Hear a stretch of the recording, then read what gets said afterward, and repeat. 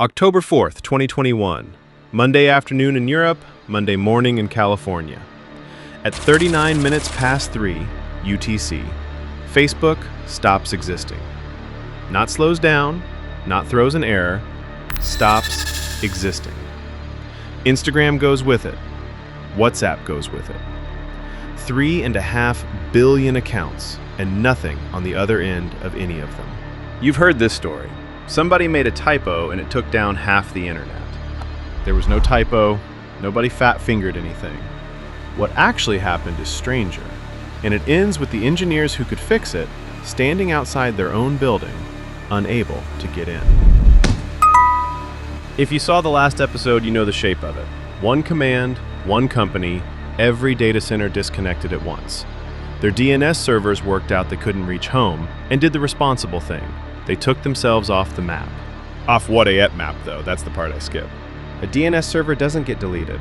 It's a machine in a building, plugged in, powered on, perfectly willing to answer. Those machines were running the entire time. What they stopped doing was telling the rest of the internet how to reach them.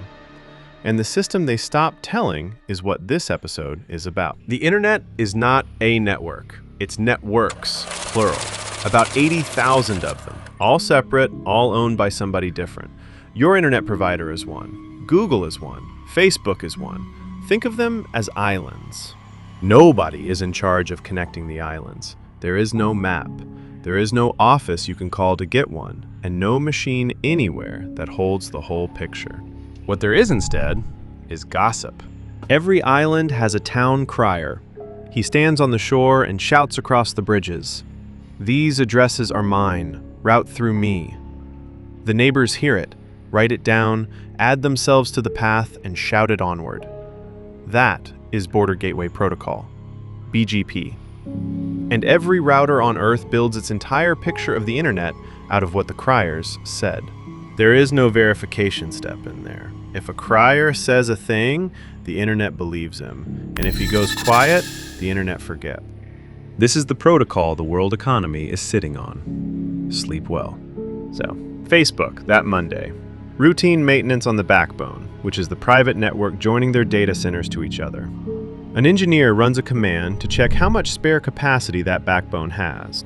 The command was valid, it just did something enormously larger than intended, and took down every connection on the backbone at once. Every data center, cut off from every other data center, and from the internet. There was a safety system for exactly this. An audit tool whose entire job is to catch a command that would do something insane. It had a bug in it. It let the command through. So the first thing to fail was the thing built to stop the failure. Hold on to that one, it comes back. Now the part nobody tells you. Facebook's name servers, the machines that answer whereisfacebook.com, live in small facilities out near the edge of the network. They are wired to check one thing constantly. Can I still talk to a data center? If the answer is no, they assume they are the broken one. And that's correct, by the way.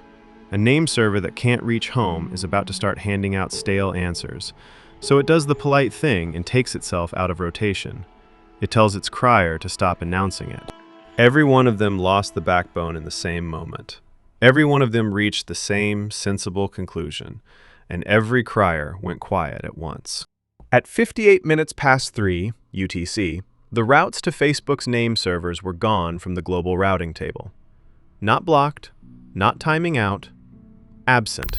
The way a road is absent when nobody ever built it. And here is my favorite detail in this entire story. 7 minutes before that, an engineer at Cloudflare opened an incident ticket.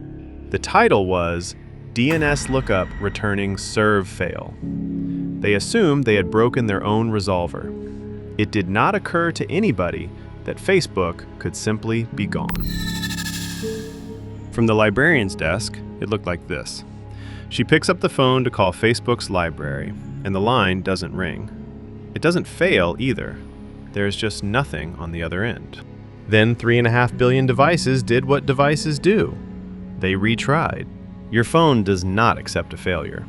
It asks again. And you don't accept it either, so you force quit the app, reopen it, poll to refresh, and every one of those is another lookup, arriving at a door that isn't there. 1.1.1.1 took 30 times its normal query volume that afternoon. Every public resolver on Earth got the same wave. Websites with no connection to Facebook whatsoever got slower because the whole planet was knocking at once. That's the thing about an outage this size, it does not stay yours. Meanwhile, inside, the engineers hit a problem I still think about years later. They can't reach the data centers over the network because the network is the thing that's broken.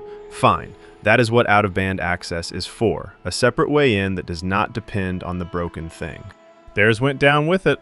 And the internal tools, the dashboards, the systems you'd use to even coordinate a fix, a lot of those needed DNS to find each other. Gone as well. Reporters that week wrote that engineers couldn't badge into the buildings. Facebook's own write-up doesn't mention badges at all, and what it says instead is calmer and somehow worse. The buildings are designed to be hard to get into. Once you're inside, the routers are designed to be hard to change, even with physical access. On purpose.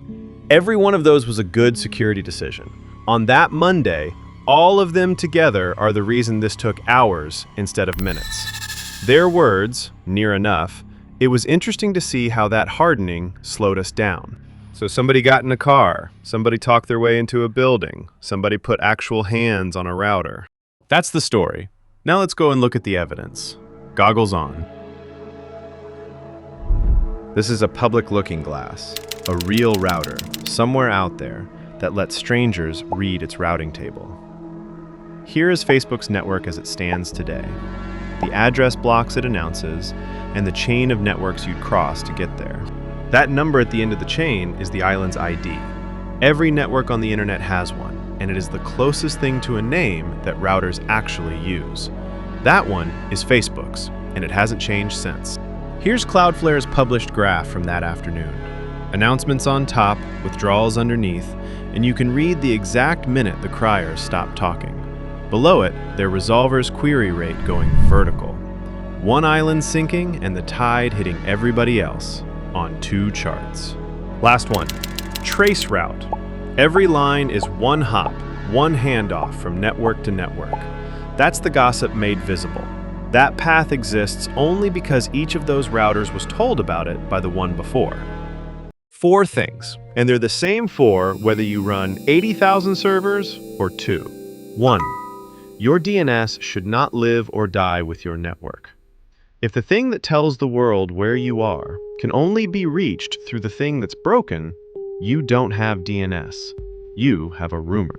2. Out of band has to mean out of band. Theirs shared its fate with the primary path, so it was never really a second way in. It was the same way in, painted a different color. Test it by unplugging the first one and seeing whether you're still standing. 3. Physical systems want physical fallbacks. A key opens a door when the door's server is dark. That sounds primitive right up to the moment it's the only thing in the building still working. 4. The safety check is infrastructure too. The audit tool had a bug and nobody knew because nothing had ever really needed it to work.